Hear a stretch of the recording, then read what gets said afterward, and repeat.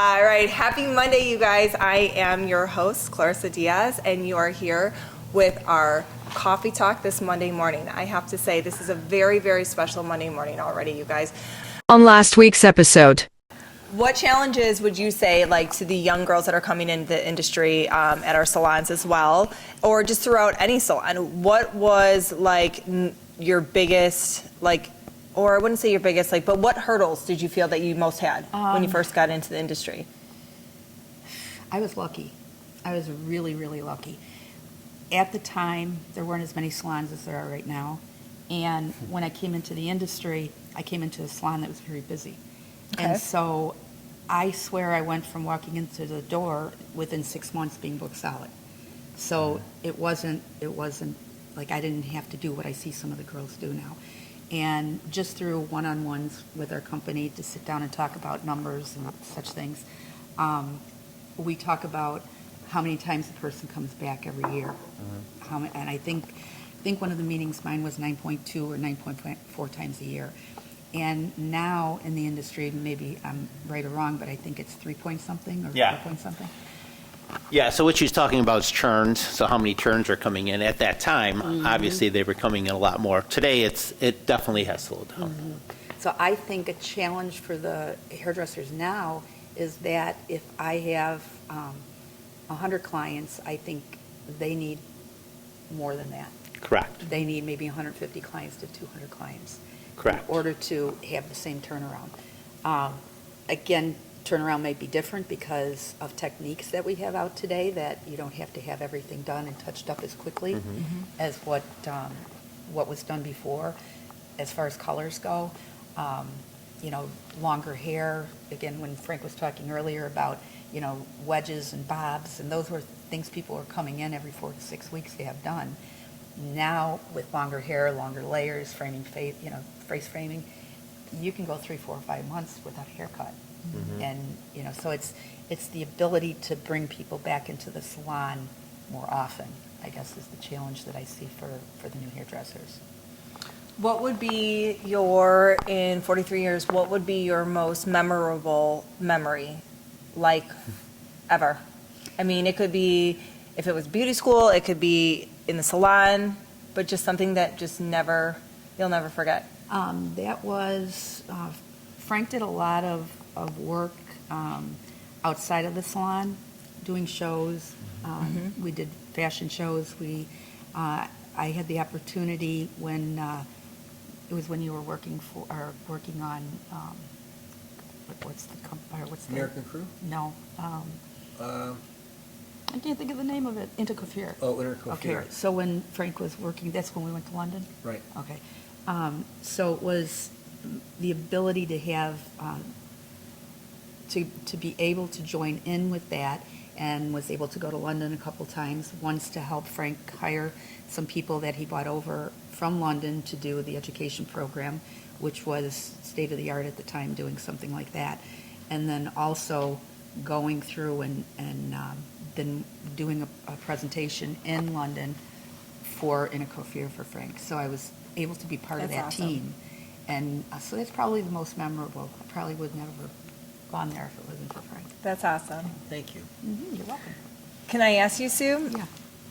If any of your 43 years clients, family members, the lives that you've touched, if you could say one thing, a message to them. You're going to get me crying now, aren't you? Well, you know what? I mean, today I was driving here, I said, this is the day. You know what? This is cleaning it and just saying it. It's a retirement. It's a goodbye. It's everything that you worked so hard for, which I'm just so humbled and honored that you're here. I guess it would be thanking people, because I have bosses, and both two great, awesome men that I've worked for that have been my bosses. But I also look at my clients as really being my boss. It's serving them, making sure they're taken care of, making sure they're happy. I hurt if they hurt, and kind of similar, but I just am really grateful for how loyal my clients have been, how they've been friends, they've been just a lot of different things to me. So, yeah. That was awesome. That was awesome. Yeah. Here. That's great. Thank you. Oh, okay. Pushing them back. I know. All right. Now, can I ask you, any of the new people that are coming into, and all the young girls that you see, you know, the ones that you work with, the ones that work at the other salons, what advice would you give to them to hit 43 years? You know, because I'll be honest with you, I don't know what's going on in the waters, but, you know, work ethic, right or wrong, it has changed. Yes. It has definitely changed. And generations have changed. You know, my mom kind of taught me, if I'm going to work for someone, you work from the ground up. You figure out if there's ways that you can grow within the company. You want to stay with a company that's going to be longevity, so you can kind of keep going, you know. But now it's like every 6 years they bounce. Like, I wasn't raised that way. Right. So, and you've seen a lot as well. So what would you say to the young girls and men getting into the industry? Some advice after 43 years of this industry, of the beauty industry. Be humble. That's the first thing that sticks into my head. We are no better than the person that sits in our chair. We want the same things out of our lives and the people around us as the people in our chair. I think they do have a long road ahead because of the fact that, again, the industry is moving so fast and it's just changing, that you have to be willing to change. You have to be willing to keep going. If not, if there's going to be an ego or an attitude, or it's not going to bode well, you know. This has become the era of entitlement, and that really doesn't work in this industry. And as a salon owner, and I feel for Chris, because I didn't have to do this when I was there, but to have to deal with all of that. And the people now don't have the mindset the people like Sue had way back then, that they would be part of a team, they would learn, and that they would be, and the word is loyalty, they would be loyal to their company as long as the company was good to them. Yeah. But now, no matter what you do, I mean, and I don't mean this in a negative way, because there's a lot of great people out there, but I'm speaking in generalities. And if you look at it, if you just look at what's going on in the country and our politics and whatever, it's all the same. Yep. It's all the same. And I think that until things get back to basics, to the way they used to be, there's going to be a problem. Yeah. There's going to be a problem. There's strength in numbers. So many people think that they want to be the boss and go work on their own because they want to make their own hours. They don't want someone to tell them when to work. They want to take as much time off as they want.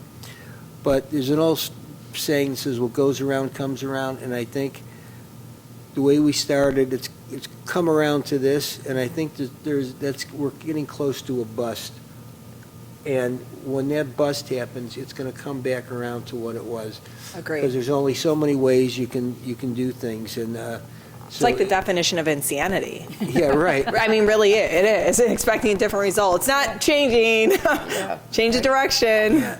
So it's this is.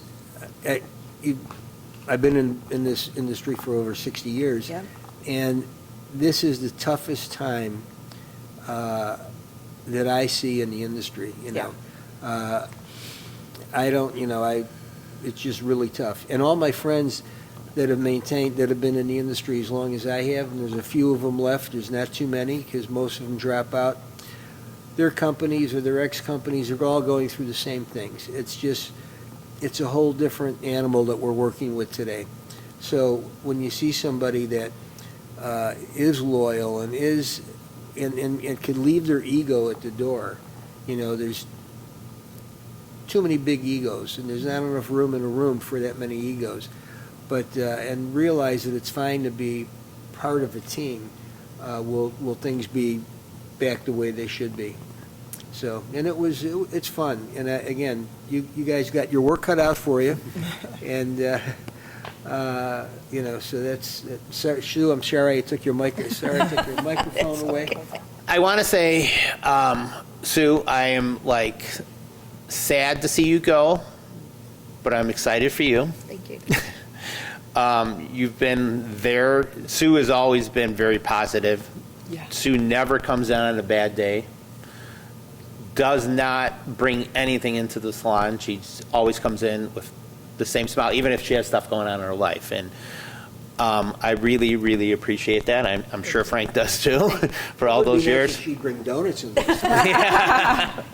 That's the other fear of retirement. There's access to the refrigerator. You're not moving around as much. That worries me. That worries me. Right, all your standing, you're going to have to be walking a lot now, right? Because you can't do that. But I appreciate all the time you've put into the salon and your dedication and your education that you've brought to us and all that. I mean, it's been fantastic. And we're all going to be sad to see you leave. Well, I would like to say thank you, too. Thank you for giving me the Thank best you. first part of my career. Uh-oh. No, thank you, because our company the company could not have grown like it did without you, because I couldn't do everything, and being a trainer was not my strong point as far as technical trainer. And Sue was responsible for creating all the good hairdressers that we had. So thank you, because I wouldn't be where I was without you. So thank you very much. And Chris, thank you for the second part of my career. And, to find one boss to work for and really enjoy and care about, and then to find a second boss, just one after the other, to me, I was very, very lucky. So I thank you, too. Well, I appreciate that. And I would like to say something to Sue as a fellow teammate. I just want to say, honestly, like, I feel like sitting next to you, I'm having a moment, like an out-of-body moment, like this is going to be me one day. Yeah. Retiring too, and like honestly, the lives that you've touched, I can only imagine. Like I can only imagine the blessing that you brought to many people, Sue. And like honestly, you always, when I look at you, your shape, she always taught me, as watching her do hair, it was always about the shape. She always put the best shape into a haircut. And when you put the best shape into a haircut, you don't need to go in there and texturize and go crazy. And that's what I learned. I mean, you knew you were extremely talented, are extremely talented, and I thank you for, sharing all your Thank you. strengths with us all. One more thing, Sue. So when you want to come out of retirement, we have a lot of openings for you. All right. I'll keep you posted.